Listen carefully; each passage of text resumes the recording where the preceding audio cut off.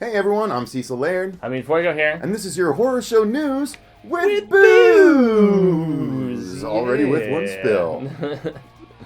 Right under the bus.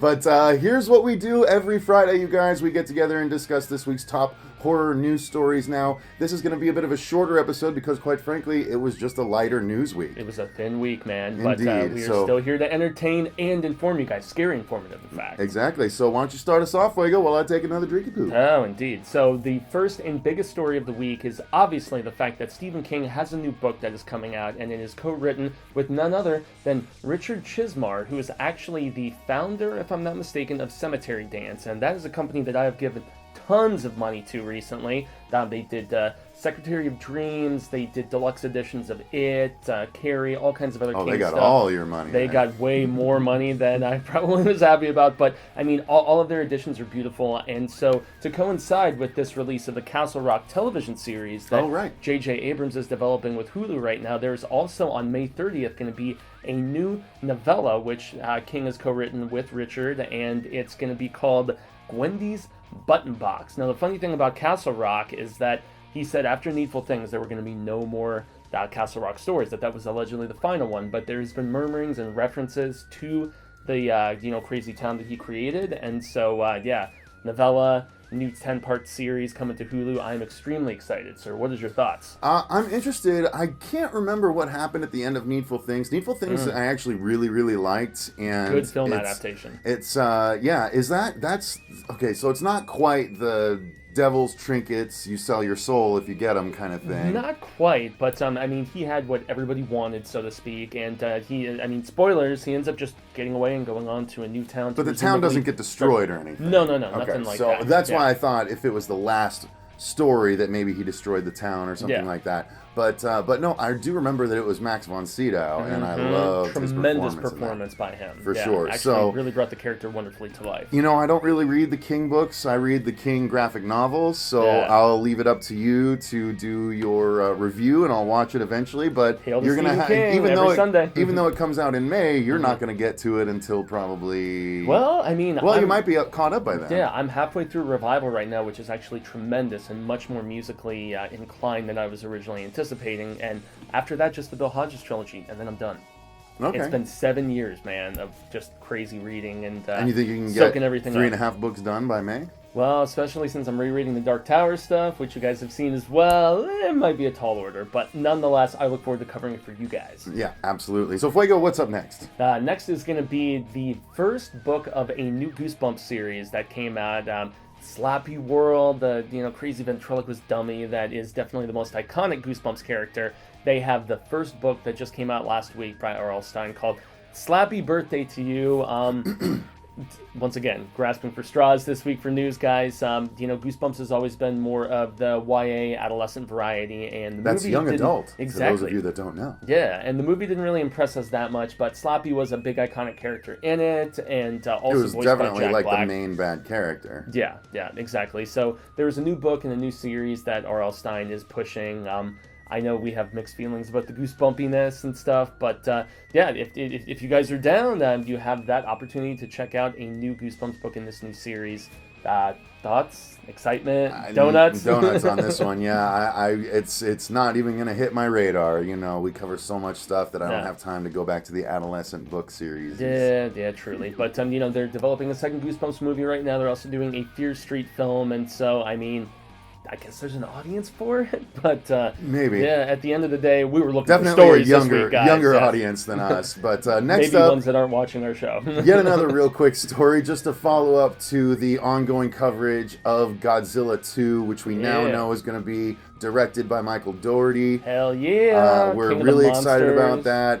Didn't Gareth Edwards help out behind the scenes on this first one, though? On the second one? On the second one, I'm not sure if he's on as a producer or something. But he might be. But anyway, I'm excited to see what Michael Dougherty can do with it. But we got a little bit more casting news. Cool. And now we know that The Conjuring and The Conjuring 2's Vera Farmiga has now joined the cast of Godzilla 2. Yeah, so she's on there with Eleven and that guy from Friday Night Lights, I want to say. And yeah, I like that poor girl, Millie Bobby Brown. Is never going to get her full Millie. name said. It's I love you, girl. 11 the whole way. Yeah, but just bolstering a cast that I think is already looking pretty cool, and with the talents behind it, Mike Dougherty, hopefully it's actually revealing a little more monstrosity this time in contrast with the previous one, right? Hopefully so. Now, I'm going to jump in with the next one, too. Because I'm excited about this one. This is probably the second biggest news of the week, I'd say. It actually is, and that is that apparently Japan is going to be putting out their own Piranha movie. Yes. Now, we don't know exactly if it's going to be tied into anything we've seen over here. There were obviously 2 original Piranha movies. Mm-hmm. The second one directed by the very first-time director,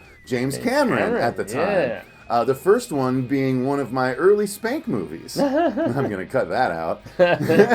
I'll put it in the blooper. The second one was hilarious, though, man. Where that was the spawning where they grew the wings and they flew out. Oh, yeah. No, I remember. No, and the first one had some really excellent scenes. There was excellent. I can't remember which one, the first one or the second one, but one of them opened with a scuba diving couple having sex in a shipwreck. I think that was the second one. It had to have been James Cameron, right? There's no way anyone else would have attempted something that... That man loves his shipwrecks, dude. I swear to God. No kidding.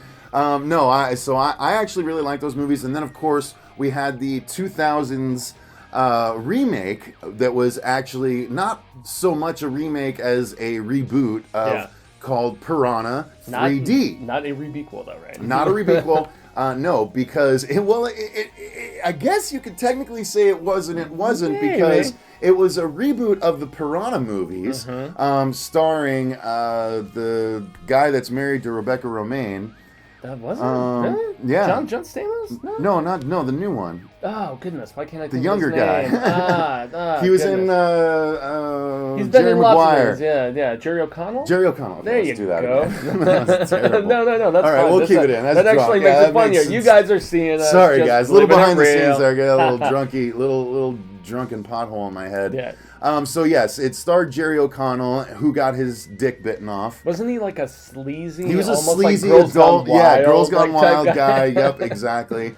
And it was really funny because I call it a possible rebequel because it started off with a single character getting attacked and eaten, played by Richard Dreyfuss, who was actually supposedly being Hooper. It was the older version of Hooper from Jaws. Christopher Lloyd was in it too, right? If I remember correctly. I don't think in the first one. He might have been in Piranha 3 Double D, which was just god awful on every level. Which was a hilarious title, but beyond that, but it was a good idea too. Kinda, it was piranhas in a water park, but they wouldn't survive there. So I don't. Well, I guess fresh water, but not chlorinated water. So anyway, it doesn't make a lot of sense. And that was something I had nightmares about as a kid when I was doing dive team and swim team and stuff. Oh, who didn't have nightmares of what could come up through the drain? Yeah, just especially if you were swimming at night. Yeah, which I did a lot of. Unnerving, but all the dive matches were at night. So yeah, I had an overactive imagination, man. Well, and my family had a really nice deep pool growing up, and it was tile, so you never avoided the bottom. You could dip down to the bottom and just glide. But during the night, you'd get really unnerved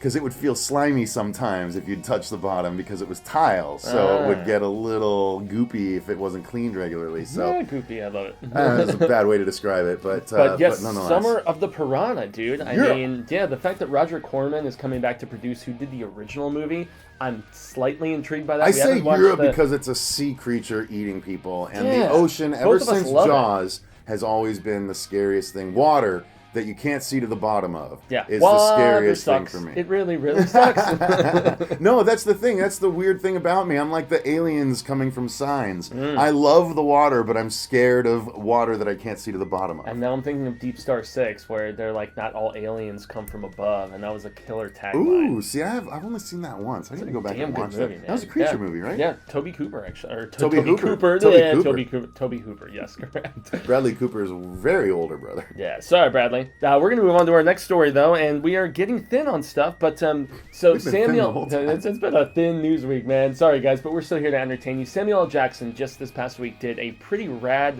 interview with my beloved peeps at Collider, And he said that Unbreakable 2 is not only happening, but he has already seen the 11-page script outline, and that M. Night actually petitioned him to go and see a private screening of it before it hit, like public audiences. Oh, Split? Split, yes, correct. Yeah, so he had a private screening specifically for Samuel L. Jackson, and he's like, why you haven't watched this movie, man, blah, blah, blah. And he's like, just watch it and we'll talk afterwards. And so I guess in the interview he specified, I hit him up afterwards, and it was basically, so is this what I think it means? So, I mean, once again, just more news about Unbreakable 2 officially. Where can I watch that interview? Because I want to watch that interview being in the developmental process. Wait, so Samuel L. Jackson said, does this mean what I think it means? That was his exact quote on Collider. He's like, after he got done watching it, he was like, this is what I think it is, isn't it? And so, hey, more Unbreakable 2/Split crossover craziness, and lots to be excited about, right? Absolutely. There's definitely lots to be excited about with that. I love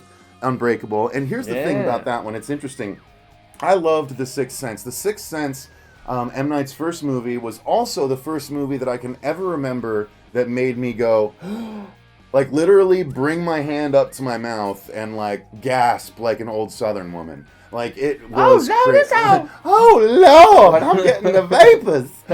No, I loved that movie so much that when Unbreakable came out, I ran out to go see it. And even though I'm a tremendous comic book fan and I was deep in the throes of my comic book passion back then, that's all I loved about it. Like, I loved the comic book angle, but I didn't kind of get it at the time because I was still relatively young. It was, what, 98? 98, 99, something like that. Yeah. So I was 18, was still thinking relatively surface level, guys. It also didn't wear its heart on its sleeve. It didn't make it in the advertising that obvious that it was like a comic thing. No, it wasn't. No, but the thing is, while it is a comic book movie, people that love the Avengers still might not love Unbreakable because what it is it's a deep thinking comic book movie. Big time, in fact. And so much so that it took me like probably another 10 years before I watched it again. And at that point I watched it with a 28-year-old brain and I was like, oh my God, this is so good. They like the representations. Such deep-rooted motivation for the villain is one of the things that I thought was the best about that film. Just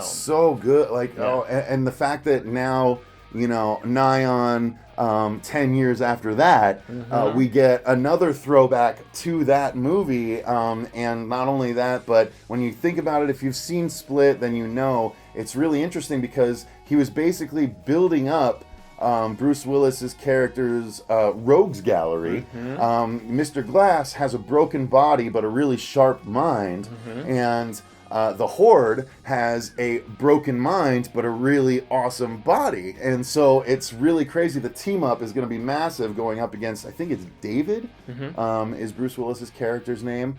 So I'm super excited, and to know that Samuel L. Jackson is super excited. Oh, he's on board. I'm certain that James McAvoy has got to be super stoked, especially after seeing the reception of Split. How about Bruce Willis? He hasn't really been putting a lot of life into his performances lately, as a lot of people have talked smack to him about. They're like, he's just kind of going through the motions. Smack talking or not, you can see it on screen. Yeah. You can see it on screen. Yeah, he's lackluster, and he's just when Sylvester Stallone fires you and says in an interview that it's a shame when actors, referring clearly to you, are greedy and lazy, that is no good, sir. Well, especially after our boy Kate Smith had all that smack to talk to. I know, and it's just like, so it was verified by not only another person in Hollywood, by Hollywood royalty, Sly Stallone. I mean, come on, man. I mean, Rocky, for God's sake. It's a shame when actors they're greedy and lazy. Mr. Stallone thinks that you're very lazy, guys. And that's your South Park reference for the week, guys. So we're going to jump to our last story now, and this is one that we touched upon in a podcast. Exactly. We have a podcast coming out this Sunday, if you guys are interested to hear it. We wanted to touch on this. We won't talk about it for long, but we did want to at least mention R.I.P. to one of our favorite genre and regular actors because he's done everything. But Mr. Bill Paxton, we lost just this past Sunday. It's so Everyone weird. else has said it. Game over, man. Game over. Yeah, we just actually had done a trailer reaction for a new movie featuring him called Mean Dreams. Yeah. And it was an excellent trailer, and we said it in the reaction. We were so excited to see Bill Paxton in a role like this, and then 5 days later, we find out that he's passed from complications post-surgery. Yeah, and it's botched just heart surgery. Just man. a damn shame, man. Yeah, no, it's not even. I don't even think it was a botched heart surgery. It was something that happened post-surgery. It's just one of those things. He threw a clot.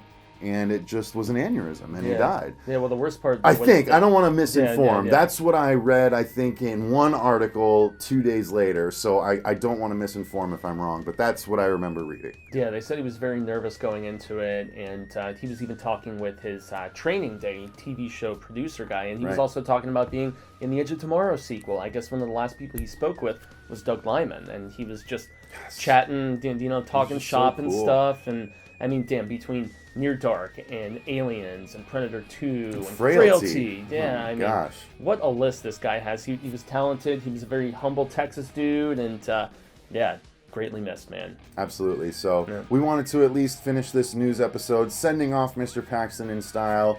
Thank you very much, sir, for everything you brought to us and the rest of the horror community and the community at large. Amen, man. Amen. So thank you guys very much for joining us for this week's Horror News with Booze. Again, it's a little bit shorter because it was a light news week, but at the very least, we'll be back here talking next Friday, telling you guys all about the news that comes next week. I'm guessing it'll be a big week, considering this was a small week. Yeah, if we're talking flippin' Slappy World, for God's sake. I mean, sorry, guys. That was your choice, bro. It's like, just filling in the guts, man. Come on, got to do something. So thanks very much for watching, you guys. I've been Cecil and Laird. Gracias, I've been Jaime and Fuego. Make sure you comment down below if there were any other stories that we missed, or, we're filming this on Tuesday, so if anything breaks between Tuesday and Friday, you don't have to be like, you guys missed this story, because... which we hear all the time. Unfortunately, sorry, guys. We do, yeah. There's turnover time, damn it. Exactly, there is. We got to edit these things, and we have, day jobs and such, so we got to get it done, but we will bring you the news as we can, and make sure you check out our recent trailer reaction for the new trailer for Alien Covenant, which just dropped this week. Yeah, that's doing pretty well. And then we also did a review of Jordan Peele's Get Out last week, which is doing pretty well for us. I think Fuego and I knocked that review out pretty well. Yes, so we did. Yes. Thank you guys very much for watching. Again, comment down below if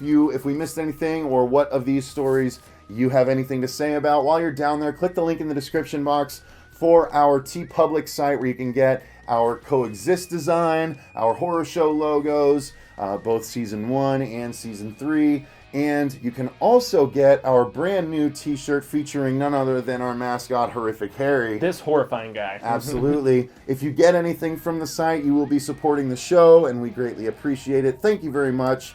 Until next week, remember, stay scared. We love you.